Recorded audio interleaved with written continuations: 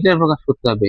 তাহলে আমার দেখো এই এই লিটারকে প্রথমে ঘন সেন্টিমিটার প্রকাশ করি, ঠিক আছে? তাই প্রকাশ করো দেখি। তাহলে আমরা কি পাবো, যে আমরা জানি, সমাধান দাও,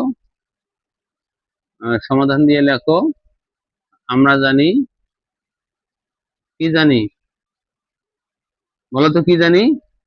যেহেতু লিটার কে ঘন সেন্টিমিটার প্রকাশ করবো, তাই না? তাহলে 1 লিটার, 1 লিটার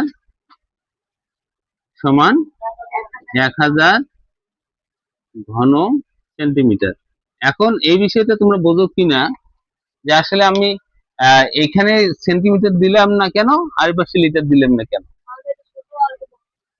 এই জন্য কি, আমি আবার বলতেছি, খেয়াল করো। আমাদের এই যে লিটার, লিটার আমি বাম পাশে দিলাম, ঘন সেন্টিমিটার ডান পাশে দিলাম। এটা দেওয়ার কারণ কি?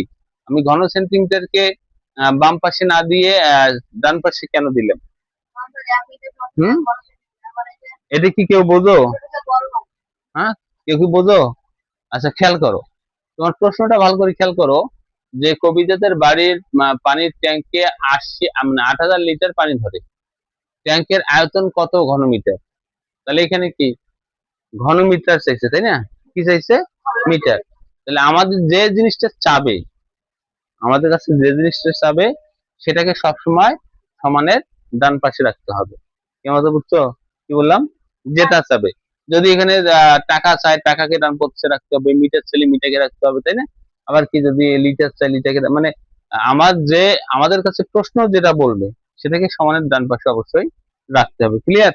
হ্যাঁ, তাহলে দেখো 1 লিটার সমান 1000 ঘন সেন্টিমিটার। আবার কি 8000 লিটার সমান তাহলে কত হবে?